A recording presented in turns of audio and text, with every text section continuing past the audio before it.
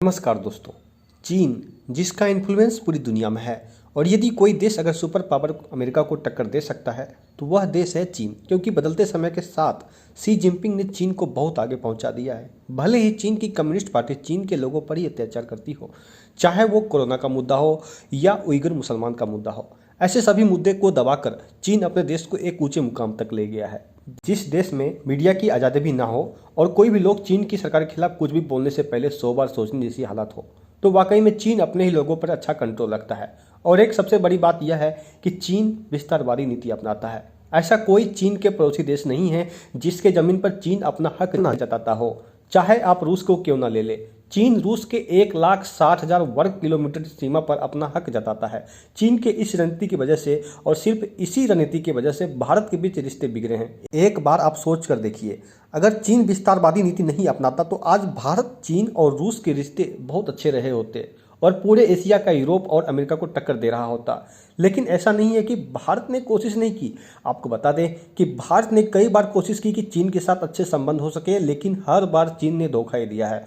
और जैसा कि हमने देखा है कि सबसे बड़ा धोखा गलवान इंसिडेंट था। उसके बाद भारत ने भी सोच लिया कि चीन कभी भी भलाई की बात मानने वाला देश नहीं है और तब से हमने देखा कि भारत सरकार चीन से निपटने के लिए एलएसी के आसपास के सड़कों और इंफ्रास्ट्रक्चर को बहुत तेजी से निर्माण करने का आदेश दिया था, जिसके बाद देखा गया कि भारत ने बहुत तेजी से अपने बॉर्डर के इलाकों में निर्माण किया, जिसके कारण चीन बहुत ज़्यादा चिढ़ गया और बार बार भारत को उकसाने की कोशिश किया। लेकिन इसका भारत ने मुंह तो जवाब दिया और बीच बीच में हमने देखा कि चीन के बहुत सारे एप्लीकेशंस भारत में बैन कर दिए गए, जिसके बाद चाइना को $16 बिलियन का लॉस हुआ। ऐसे में आप समझ सकते हैं कि किस तरह चीन की गिदड़बबकी निकली होगी।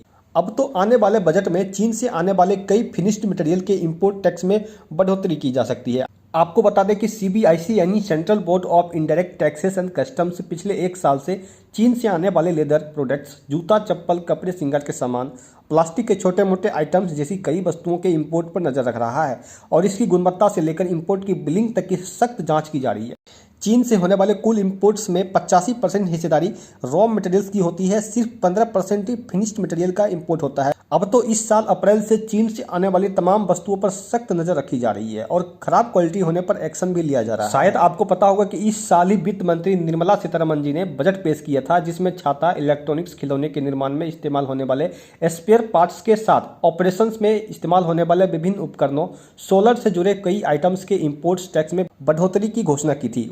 वहीं पर बता दें कि छाता पर इंपोर्ट टैक्स को 10 से 20% किया गया ताकि चीन से इसके इंपोर्ट को कम किया जा सके और भारत के अंदर ही अम्ब्रेला मैन्युफैक्चरर को प्रोत्साहित किया जा सके। लेकिन दुख की बात यह है कि कॉमर्स मिनिस्ट्री की एक रिपोर्ट में कहा गया है कि मार्च 2021 से मार्च 2022 तक भारत और चाइना के बीच का ट्रेड 34% बढ़कर $115.83 बिलियन हो गया था, जो कि अभी तक के इतिहास में सबसे ज्यादा था। ऐसे में सवाल उठता है कि भारत सरकार कब तक चीन से इंपोर्ट सामान पर प्रतिबंध लगाएगा, क्योंकि अभी तक ट्रेड डिफिसिट के मामले में चीन से भारत का सबसे ज्यादा घाटा होता है। अब आपके मन में सवाल उठ रहा होगा कि आखिरकार भारत चीन से क्या इंपोर्ट करता है। तो मैं बता दूं कि अगर सबसे ज़्यादा कोई सामान इंपोर्ट करता है तो वो है इलेक्ट्रॉनिक्स और टेलीकॉम्स के प्रोडक्ट्स, जैसे कि मोबाइल, टीवी, कंप्यूटर, सीपीयू और बहुत सारे छोटे मोटे इलेक्ट्रॉनिक्स सामान।